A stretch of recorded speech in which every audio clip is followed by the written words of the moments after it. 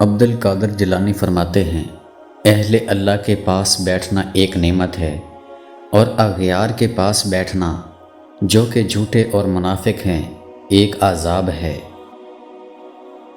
عبد القادر جیلانی کہتے ہیں، جو شخص لالچ کی جڑ کاٹ دیتا ہے وہ اپنے جسم کو حرام سے آزاد کر دیتا ہے۔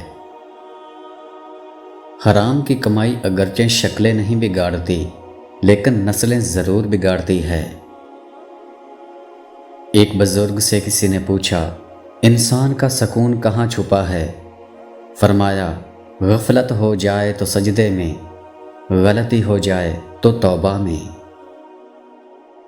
دنیا میں آنے کی خبر 9 ماہ پہلے مل جاتی ہے اور دنیا سے جانے کی خبر 9 سیکنڈ بھی پہلے نہیں ملتی، لہٰذا احتیاط کریں، دوسروں کا حق کھانا چھوڑ دیں اور دوسروں کے خلاف باتیں کرنا بھی چھوڑ دیں۔ موجودہ حالات میں کبھی کسی سے بحث نہ کریں۔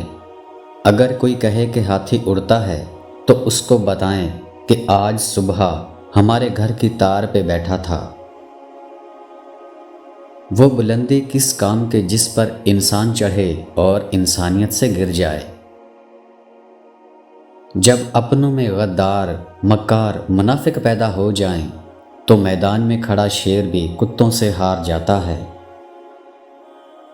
دشمن بنانے کے لیے ضروری نہیں کہ آپ کسی سے لڑائی کریں، بس حق اور سچ بولیں، بے شمار دشمن آپ کو اپنے خاندان میں مل جائیں گے۔ اچھے لوگوں کی صحبت میں رہا کرو، سونار کا کچرا بھی بادام سے مہنگا ہوتا ہے۔ اپنی بیٹیوں کو اداکاروں جیسا نہیں بلکہ فاطمہ بنت محمد جیسا بنائیں۔ جہالت گہری نیند کی طرح ہوتی ہے، جگانے والے پر غصہ آتا ہے۔ کچھ لوگ جدھر کی ہوا دیکھتے ہیں ادھر چل پڑتے ہیں، حالانکہ یہ کام انسانوں کا نہیں، گلی میں پڑے شاپروں کا ہے۔ عورت اگر بھیس بدل کر آئے تو خود اس کا میاں اس پر عاشق ہو جاتا ہے۔ ہٹلر نے کہا تھا، جنگ محبت سے بہتر ہے، کیونکہ جنگ کے آخر میں تم زندہ رہتے ہو یا مر جاتے ہو، لیکن محبت کے آخر میں تم نہ تو مرتے ہو نہ جیتے ہو۔ سعادت حسن منٹو نے کہا تھا، بھلا ہو چائنا کی ڈیکوریشن لائٹس کا، جس سے پتہ چلتا ہے کہ ہم عاشق رسول ہیں، ورنہ کردار سے ثابت کرنا بہت مشکل ہے۔ سر اٹھا کے جینے کی قیمت ادا کرنی پڑتی ہے، جبکہ سر جھکا کے جینے کا معاوضہ ملتا ہے۔ امرتا پریتم کہتی ہیں، مرد کا گناہ وقت کے تالاب میں کنکر کی طرح ڈوب جاتا ہے، جبکہ عورت کا گناہ کنول کے پھول کی مانند سطح آب پہ رہتا ہے۔ بس یہی ایک سچ ہے۔ مولانا رومی نے کہا تھا، دشمنوں سے زیادہ ہمارے دوست خطرناک ہیں، جو منافقانہ انداز میں ہمارے جذبات سے کھیلتے ہیں۔ مولانا رومی نے کہا تھا، دشمنوں سے زیادہ ہمارے دوست خطرناک ہوتے ہیں، جو منافقانہ انداز میں ہمارے جذبات سے کھیلتے ہیں۔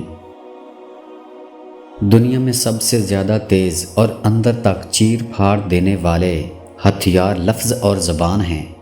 عمریں گزر جاتی ہیں لیکن لفظوں کے گھاؤ نہیں بھرتے۔ ایک ترک کہاوت ہے کہ ناچتی عورت کو گناہ گار سمجھنے والے یہ بھول جاتے ہیں کہ تماشائی کون ہیں۔